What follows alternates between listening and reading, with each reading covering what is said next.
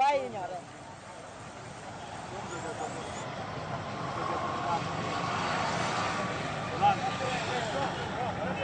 Wainyore.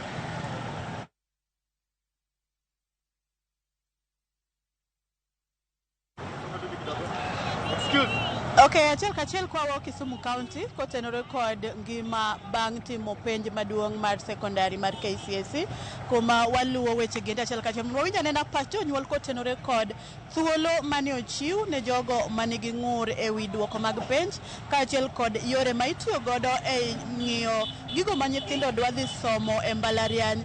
Bende jogo ma bende duoko gi pok ochopo kata jogo ma duoko gi pod ne pok ogol. Ginto ngima gi dhi chalo nade? An kod achiel kuom jonyuol kaendi ma bende wadwa ni wagogo mbaka kata jodak ma Kisumu omiwa pachgi kotenore kod ginto giparo nade ka ging'iyo kata yo ma igolo godo penj nyaka ne jatend migawo mar weche somo Ezekiel Machogu donji kod ka gipimo kod ndalo machon chalo nade machiegni. Abo chako kodi king'iyo kamera chak na gini mondo nyisa ni paro nade. Wan gi thuolo mane ogol mar ndalo 30 mowinjo beni ng'ama nigi ng'ur ewi duoko mar penj mane ogol chwalo go ng'ur mane kaka janyuol no ka thuolo no romo to jogo ma bende penj mar kata duoko mar gi pok ogol ngima gi dhi chalo nade tok ma to yo moket kata sani miyiero godo courses ma nyithindo winjo beni timo bende en yo madhi konyo koso to kipimo kaka duoko igolo sani gi ndalo machon inyalo wacho chagi nyinga Christine Masi an nyak Kisumu County ka kendo anatiyo hotel ka lakini duoko kaka wasomo chon opogore gi kaka nyithindo masani yudo duoko gi. Wan duoko wa machon ni golo duoko wa kendo ni miyo jonyuol wa duoko lakini sama sani waonge duoko makata nyathi na nyotimo duoko onge ni ma nyathi yudo max marom kama koro kuma wada chomo gi nyithindo kata college mo nyalo tere nyithindo pod chando wa. Koro bende no ka thuolo mogol mar chiwo ng'ur ewi duoko mano gol gi oromo koso. Waneno ka wanyalo dhi konyo wa mbele nikech kwa ng'ur eka duoko go nyalo konyo wa mbele nikech onge ok wane duoko masani gi duoko wa machon ka otamore ok wane nyaka wang'ur kendo wabiro ting'o kata oboke wabiro ng'anyo. To king'iyo jogo ma duoko gi pok ogol mane iwacho ni samoro ne odhi ataro yor chike mag timo penj kata odonjore weche mag kuo penj ngima gi dhi chalo nade tok duoko mar KCSE mosekol. Jogo dhi winjo matek nikech nyathi koro nigi chuny lit, nyathi nyalo kata dere, nyathi nyalo kata timo gima rach ne ngimane to mano ok wahero wa jonyuol. Wadwa ni mondo nyithindo te oyud ngima makare gi chiwo makare gi tich gi makare ma gibiro yudo mbele gi somb gi ma gibiro sombo nyaka e mbalariany mbele. Nikech koro jonyuol wawinjo lit gi nyithindo manyok timore nade manyok oyudo duoko go.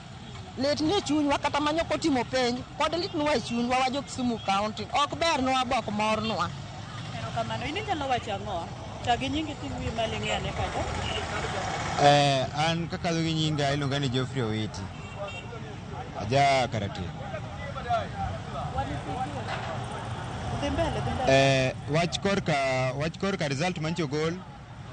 Adiera en adiera makende ni penjro gol to chochni ntiere mang'eny nyaka ne jatend migawo manyien donje ma by then ne onge gande.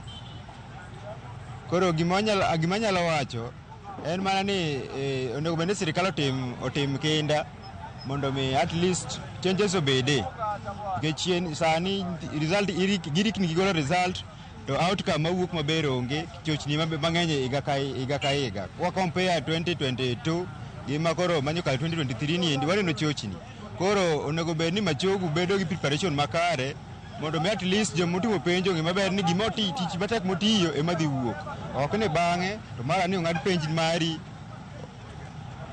ok ni bang'e mara ong'ad penj mari mara ni result ok obiro maber mara ni subject manok itimo ema koro iketo ni kaka subject mane timo koro onego bed ni gitime making obed maber kendo result bende wuog e yo maler.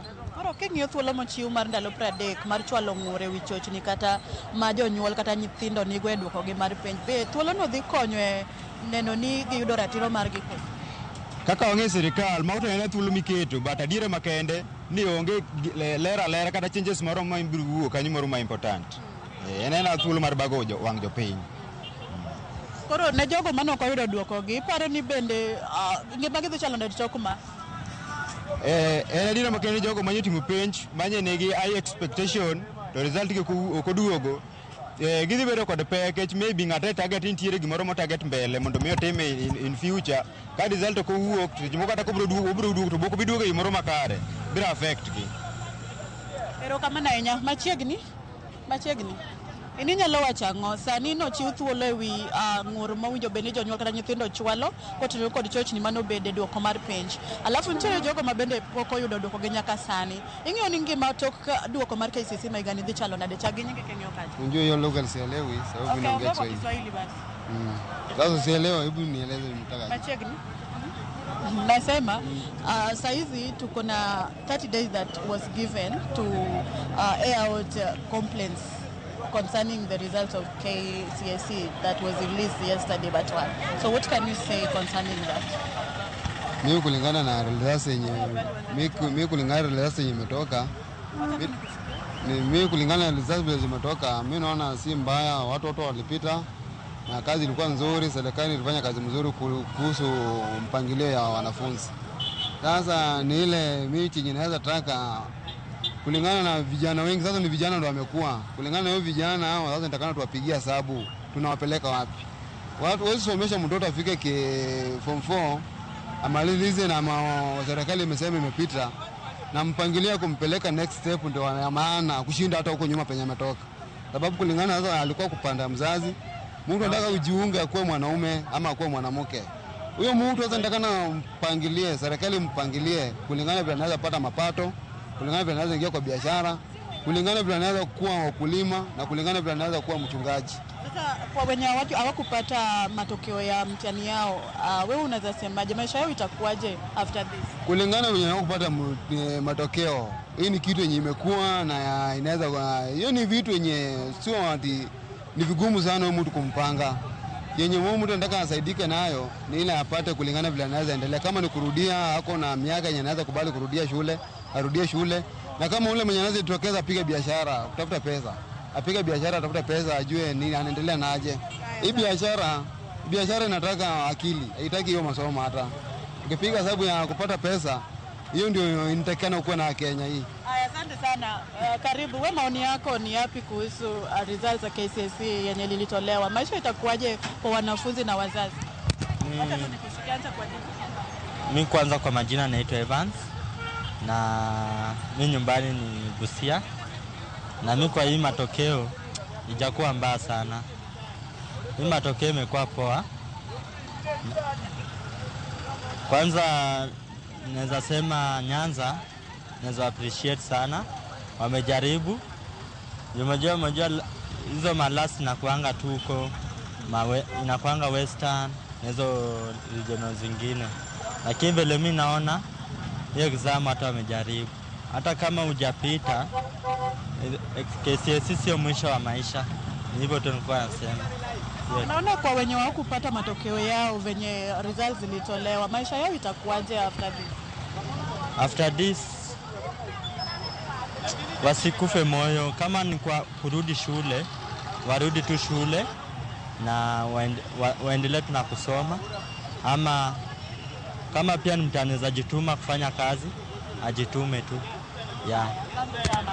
Mana kamano mago moko kuom paro mowuok kuom jodak ma Kisumu ma bende giyango ka gijiwo jogo ma bende pok oyudo duoko gi nyaka sani ma pod duoko gi okan koluwore kod chochni mane oneno e kinde mane itimo penj, mondo mi kik chunygi tho, giket mana chunygi motegno. Kopo ni odhi kamano to ginyalo dok e skul mondo gisom kendo. Ka kamano mago paro mopogore opogore kiwinjo ka jonyuol bende yango ni otek ahinya ka gipimo kod kinde machon mane oganda timo penj ka gipimo kod sani. Ka kaweyo mang'eny aboteri achiel kachiel nyaka Nam Chumbi e kaunti ma Mombasa kuma bro teri nyawadwa Joja Oko ma bende ni kanyo kod twak motenore kod maendi ewi weche ma kaka ngima chalo tok KCSE. Joja Oko kinyalo winja kamoro amora ma intie kaunti ma Mombasa, aweni oporo gi sani mondo kel twak e yo manimba e chenro ni mar Mbako Romo. Joja Oko. Erokamano ahinya Millicent Adhiambo, awinji maler ahinya.